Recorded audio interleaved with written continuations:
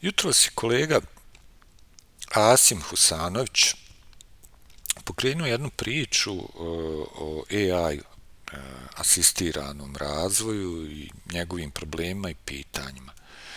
E, Unutar te diskusije ja sam došao do jedne teze koja me puno zainteresovala kako da je ja formulišem sebi ili kako nekom drugog da demonstriram tu svoju misao, a to je ove dvije rečenice, da će mnoga postojeća rješenja otići u prijevremenu penziju zato što se ekonomija razvoja greenfield sistema rapidno promijenila. Prvi na udaru te penzije će biti sistemi koji nisu AI upgrade friendly. AI upgrade friendly. Mi sada radimo na Odoo open source platformi i naša je teza da je to upravo, evo, čitajući ovaj članak, možete da nađete da je to po nama platforma koja je spremna za AI i također AI upgrade friendly. Ono što je za Odoo interesantno je to da je on jedna platforma koja ima na kojoj developeri instaliraju niz Odoo modula, pri čemu faktički svaki od ako ćemo govoriti o nekom Odoo-iš konceptu, svaki od tih modula je par nekih funkcija u sebi sadrži. Mali je broj baznih modula koji u sebi sadrže veliku funkcionalnost. I to ga čini generalno ERP-om koji je vrlo customizable, znači može se konfigurisati, podešavati onako od korisnika do korisnika. Njegov dizajn je takav da je za to pogodan, što opet nosi sa sobom neke druge izazove i probleme kad pričamo o dependencijima, o upgrade-u verzija i tako dalje, ali generalno on je dizajniran vrlo specifično i u kontekstu AI asistiranog razvoja ja zastupam tezu da je on baš AI friendly sistem. Sad ću otići do problema koji ću pokušati riješiti, a u kontekstu čitave ove priče. Problem je taj što mi imamo, odnosno to nije samo moj problem, dešava se, imamo set korisnika koji svi imaju isti transakcijski račun jer su unutar hijerarhije, to su praktično državne institucije unutar hijerarhije ZDO kantona. Tako da imamo klijenta Zavod za urbanizam, imamo klijenta Ministarstvo financija ZDO kantona. Svi su oba ova naša klijenta s kojima mi poslujemo su imaju iste bankovne račune i mi kada šaljemo fakture moramo poslati fakturu koja glasi na Ministarstvo financija, Zavod za urbanizam, a kada primamo uplatu, tu uvijek postoji problem. Čija je ovo faktura? Sada, taj problem sam ja već rješavao na razne načine kroz ovaj ad reconciliation model, imaju o tome bilješke, kroz razne dodatne module. Međutim, nijedan od njih ovom scenariju ne odgovara.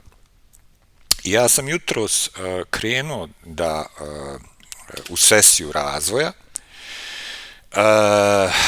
i onda sam počeo prvo sa jednim konceptom, a to je da jedan modul koji se zove Bill Match Reconciliation, koji koristim za ulazne račune, da on mi bude osnova za čitavu tu priču.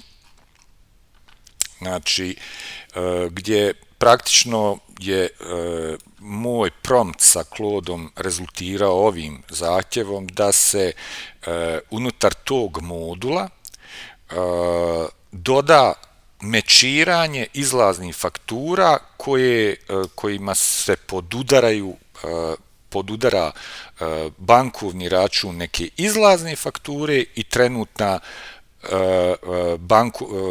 bankovni račun trenutne transakcije koja nije zatvorena, koja treba da se poravna.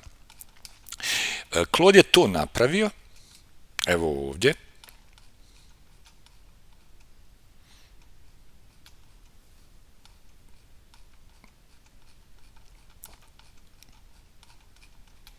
Znači, napravio jedan, vidi se povelik upgrade.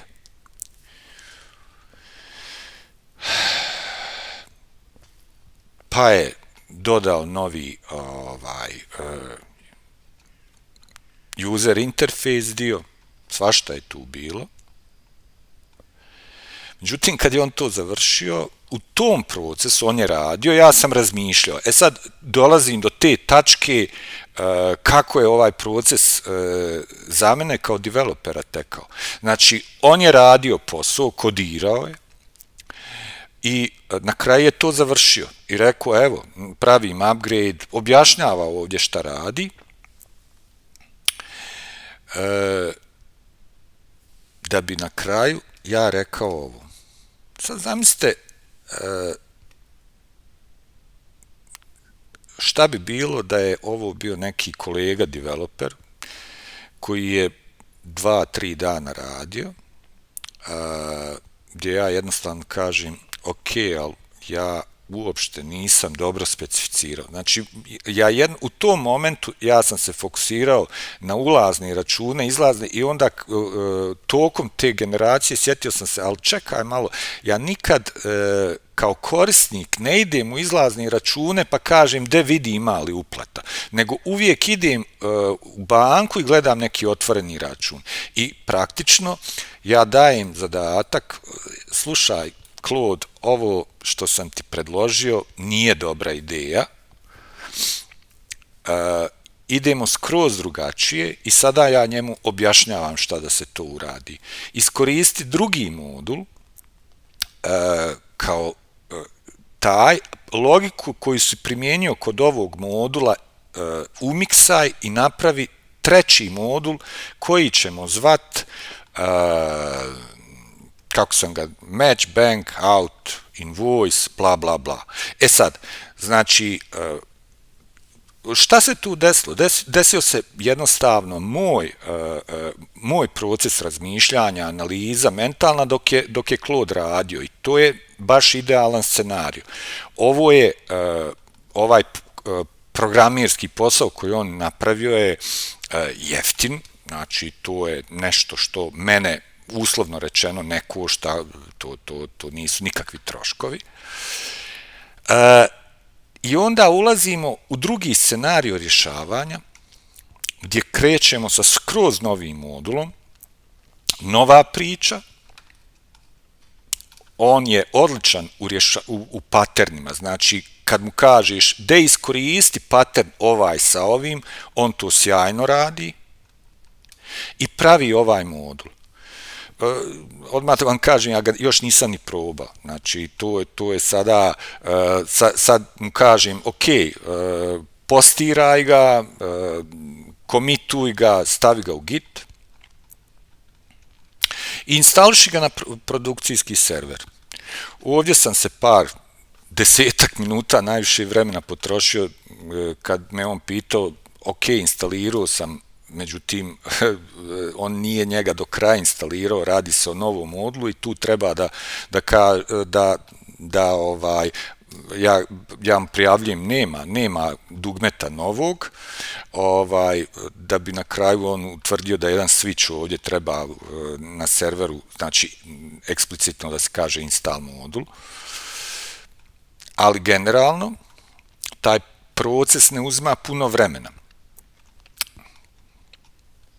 Na kraju, on instalira modul i ja dolazim do ove tačke. Znači, modul je instaliran, opcija je dostupna i mi sada krećemo u testiranje. Odnosno, znači, na licu mjesta kažem da vidimo šta će se sada desiti. Izgleda da radi. I sada on praktično radi, traži i to je to. Znači, to je ono što sam ja htio da kažem. Da,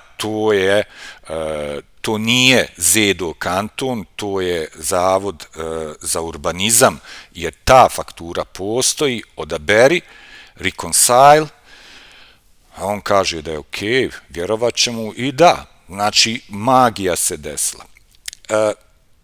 Nikakvo ovo nije mudro slovo.